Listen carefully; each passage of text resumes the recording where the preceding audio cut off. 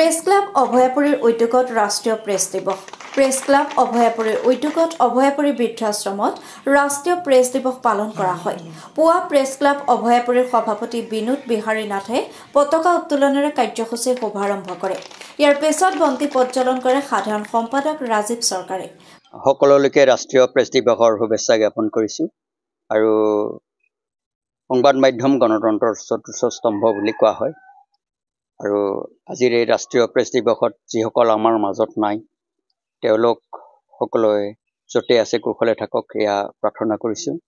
আৰু সংবাদ মাধ্যমে জনতাৰ কণ্ঠ, সৰ্বসাধাৰণৰ কণ্ঠ হৈ চিৰদিন আগবাঢ়ি যাওক।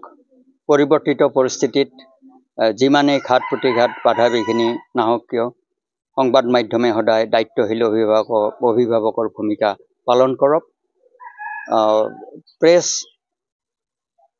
সংবাদ মাধ্যম যেতিয়াৰ পৰাই ছপা যন্ত্ৰ আৱিষ্কাৰ হ'ল তেতিয়াৰ পৰাই বা তাৰ আগৰ পৰাই আজিৰ এই বৰ্তমান মুহূৰ্তলৈকে সংবাদ মাধ্যমে যি গুৰুত্বপূৰ্ণ ভূমিকা ইমানে পালন কৰি আহিছে, এয়া খুব ভাল লগা কথা। আৰু আমিও প্ৰত্যেক সাংবাদিকসকলে নিজৰ দায়িত্ব পালন কৰাৰ ক্ষেত্ৰত আমি যাতে নিষ্ঠা আৰু সততাৰে আগবাঢ়ি যাব পাৰোঁ, আৰু এয়াই আমাৰ সকলোৰে কাম্য হোৱা উচিত, আৰু এয়াই শ্ৰেয়। গছপুলি ৰোপণ কৰে উদযাপন সমিতিৰ সম্পাদক উত্তম কুমাৰ মণ্ডলে।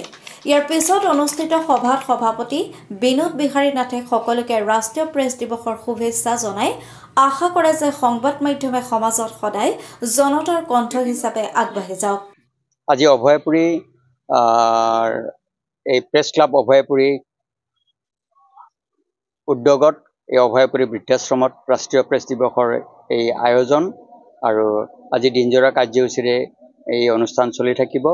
আৰু মই আশা কৰিম সকলোৰে সহায় সহযোগিতাই ৰাষ্ট্ৰীয় প্ৰেছ দিৱস উদযাপন কৰাত আমি সফল হ'ম। আজি 58 সংখ্যক ৰাষ্ট্ৰীয় প্ৰেছ দিৱস। দেশ তথা সমাজৰ অতন্দ্ৰ প্ৰহৰী ৰূপে ভূমিকা পালন কৰা প্ৰতিগৰাকী সংবাদকৰ্মীলৈ সাংবাদিক পৰিষদ অসমৰ সভাপতি চন্দ্ৰ কুমাৰ বৰুৱা আৰু সাধাৰণ সম্পাদক ৰবীন দাস, ৰংগিয়া মহকুমা প্ৰেছ এছ'চিয়েশ্যনৰ সভাপতি গলোক চন্দ্ৰ কলিতা, সাধাৰণ সম্পাদক ৰবীন দাসেও সকলো সাংবাদিক তথা সংবাদকৰ্মীক আন্তঃৰাষ্ট্ৰীয় প্ৰেছ দিৱস উপলক্ষে শুভেচ্ছা জ্ঞাপন কৰে। অভয়াপুৰীৰ পৰা প্ৰাঞ্জিত চৌহানৰ ৰিপৰ্ট, অপৰূপা টিভি।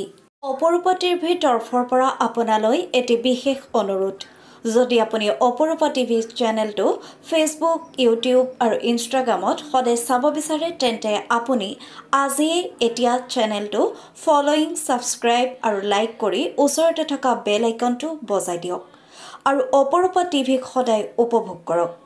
আপোনালোকৰ মৰম আৰু আশীৰ্বাদে অপৰূপা টিভিক আগুৱাই যোৱাত যথেষ্ট সহায় কৰিব।